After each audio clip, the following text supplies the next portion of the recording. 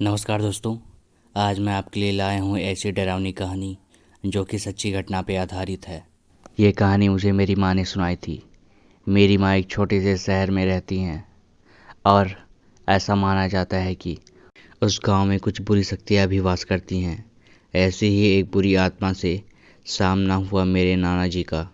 वह चुड़ैल थी, खुले बालों और सफ़ेद भयानक चेहरे वाली चुड़ैल। ठंड का समय था, शहर में घना कोहरा छाया हुआ था। मेरे नाना एक बड़े अधिकारी थे। रोज की तरह उस दिन जब मेरे नाना अपना काम खत्म कर दफ्तर से घर की ओर जाने लगे तो रास्ते में पड़ने वाले बाजार से वह कुछ सामान लेने के लिए रुक गए। उनके बाकी साथी आगे चले गए और वो पीछे छूट गए। सामान लेते लेते उन्हें टाइम का पता ही नहीं चला और जब नाना जी ने अपनी घड़ी देखी तो टाइम देखकर उन्हें लगा कि आज घर पहुंचने में देर हो जाएगी। उन्होंने सोचा जंगल के रास्ते अगर जाऊं तो थोड़ा जल्दी पहुंच जाऊंगा। इसीलिए उन्होंने जंगल की ओर बाइक घुमा ली। काफ़ी अंधेरा हो गया था। नाना जी तेज गति से बाइक चला रहे थे, लेकिन उनकी गाड़ी के आगे एक औरत आ गई। उन्हें झटके से ब्रेक मारनी पड़ी। जो औरत गाड़ी के सामने आई थी वह तेज़ तेज़ रो रही थी। नाना जी को लगा कि वह जरूर किसी मजदूर की पत्नी होगी जो रास्ता भटक गई है। रास्ता सुनसान था, इसीलिए उन्होंने सोचा कि इस महिला की मदद की जाए। उन्होंने उस महिला से पूछा कि वह वहाँ क्या कर रही है। उसने कोई जवाब नहीं दिया और ज़ोर ज़ोर से रोने लगी। ऐसा लग रहा था कि मानो सारा जंगल उसकी आवाज़ से गूंज रहा हो। नाना जी ने पूछा कि उसका घर कहाँ है, तो भी वह कुछ नहीं बोली।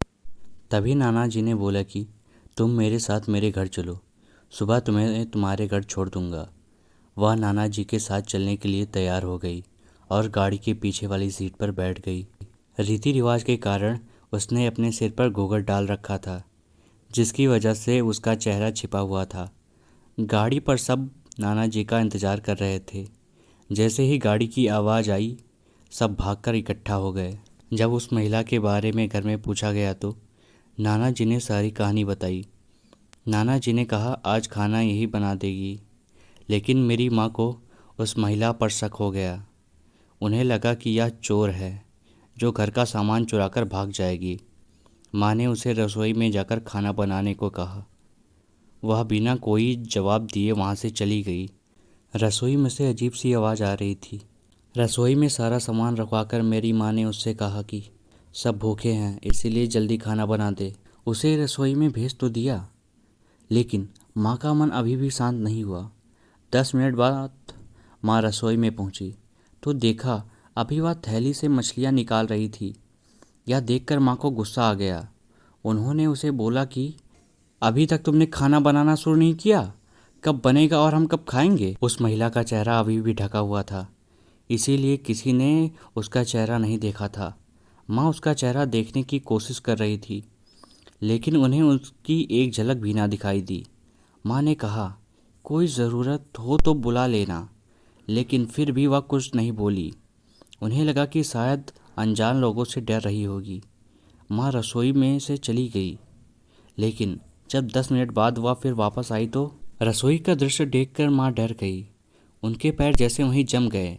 उनके गले की आवाज़ नहीं निकल रही थी। उन्होंने देखा वह औरत रसोई के स्लेब पर बैठी कच्ची मछलियाँ खा रही थी। सारी रसोई में हड्डियाँ और मांस के टुकड़े बिखरे हुए थे। उसके सिर का घूंघट भी उतरा हुआ था। उसका चेहरा बेहद खौफनाक था। बाल बहुत बड़े और नाखून एकदम काले। वह मछलियाँ खाने में मगन थी, इसीलिए उसका ध्यान माँ पर नहीं गया।